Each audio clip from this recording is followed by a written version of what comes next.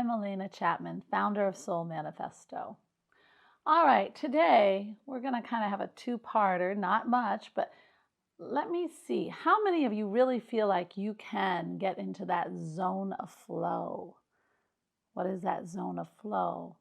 Well, it's a highly focused, highly generating, time-stopping place to be. It's a place where synchronicities just keep coming into your life. It's like everything is like magic. And you are just feel like you're gliding instead of working so hard. Now that is the real flow that you want to attain. Lots of times we talk about how to attain the flow for short periods, like getting into the flow of that zone when we're writing a book or when we're doing a project, putting together a model airplane or something. We get into this flow of high concentration. But what happens if we really haven't experienced or we're having trouble?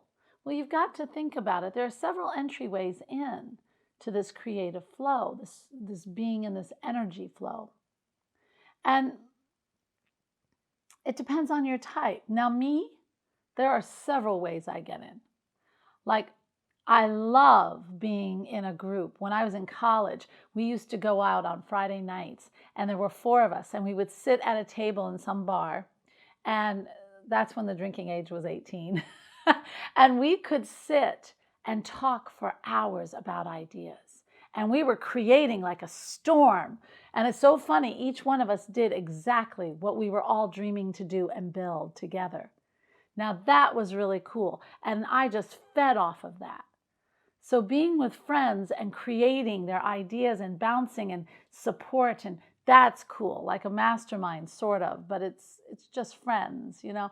I love that. There's another way, and that is turning on the music and allowing it to just bring me to such heights that my imagination comes fully alive, that I can just start thinking ideas and feel like everything is just in line. Okay? Or sometimes some of us do really well, and I do well with this too. Sometimes when I have trouble with an idea, I want to be alone.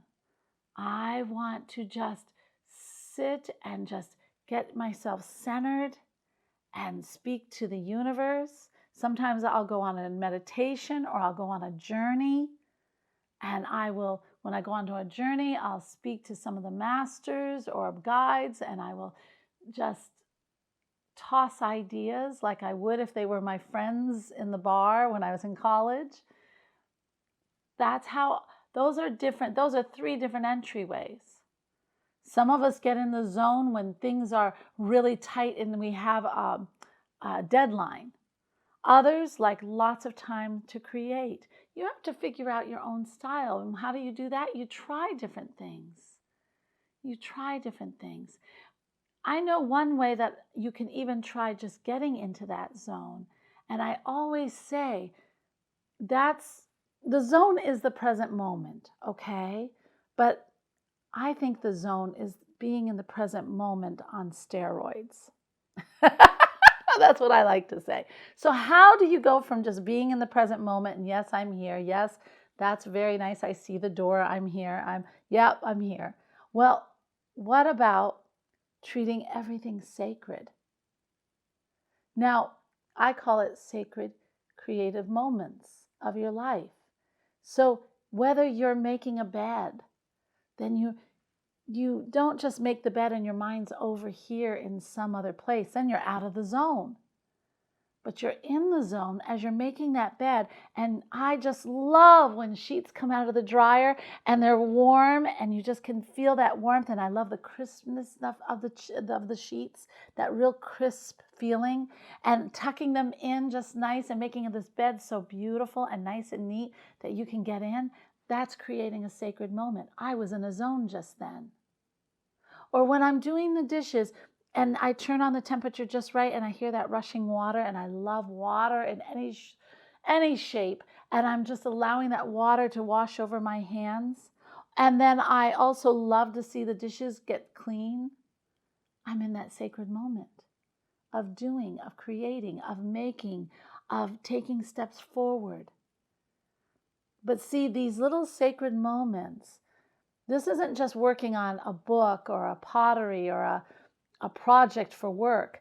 This is how to get into that creative zone, that zone of flow in life.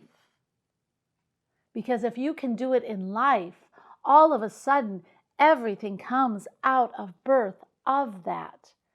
You're in that zone when problems appear, when challenges come into your life. Then all of a sudden, you're not looking at it at a way as this is a problem. It's just, what is it about it that I can treat? I'm going to treat this sacredly. I'm not going to let my critical mind come into view. I'm going to start thinking from my soul, my higher zone, which you're used to using because you've been treating everything sacred all along the way. It's like when my son chose at 6:45 in the morning not to want to go to a school anymore. 6:45 in the morning is not my crowning hour. It's very easy for me to go into my critical mind and be very harsh and hear years and years of collegiate training. What do you mean you don't want to go to school anymore? You're only in high school. You can't do that. There's no life after if you don't go to college, which is what I would have heard. No, because I treat everything sacred in every moment and I'm right there. My higher self came in because it's synchronicity, it's flow. And it said, look in his eyes and really listen. So at 6:45 in the morning, I'm looking at my son and I'm seeing pain, I'm seeing sadness. So the critical mind backed off. And the mind that was the guidance said, okay, go to school today, and I will have everything set up for you for online learning by noon today. And I did. Do you see? And it was sacred. Do you know what? That built sacredness in life. That one decision that I did because I had practiced the sacred moments. I practiced the zone. And when I needed it, it was there. And it built a relationship of trust. It built a relationship that's strong. It built a door for that child of mine now lets me in on all parts of his life because he trusts that I'm in his corner. Do you see how the zone is not just your zone of flow, but it builds bridges, it builds relationships, it builds the flow in your life. So you owe it to yourself, be that, going to a special place to find your flow, or treating everything sacred, which I think is a plus on every side, or going with friends and talking the idea and getting that energized feeling of your ideas creating. Those are different ways to get into the zone. And I advise you to use all of them, but find which one really works for you and build upon it. But really, it comes from you. So doing the things that build when not everybody else is around is important. So definitely look inside yourself and start to treat things sacredly. If you need that stuff around you and you don't have friends right away, go to a coffee shop. I do that all the time.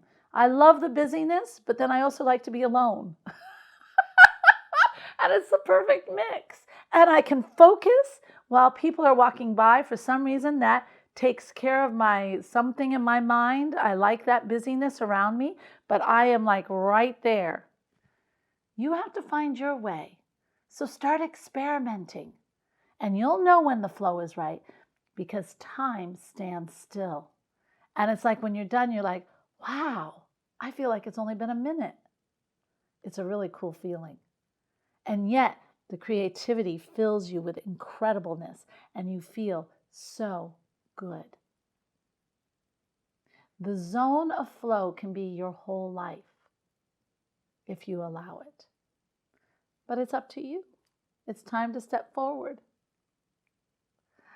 Don't you love these comments and these little talks that we have? Each one helps to build you and open your mind to new possibilities. That's Soul Manifesto. And I love what I do. So, as always, know it's that love that is spirit. And it's that spirit that is love and the flow. As always, my dear friends, I wish you the very best with these concepts, and namaste. Thanks for watching. Don't miss out on a single thing. Subscribe below. And here's something else I think you'll enjoy. Namaste.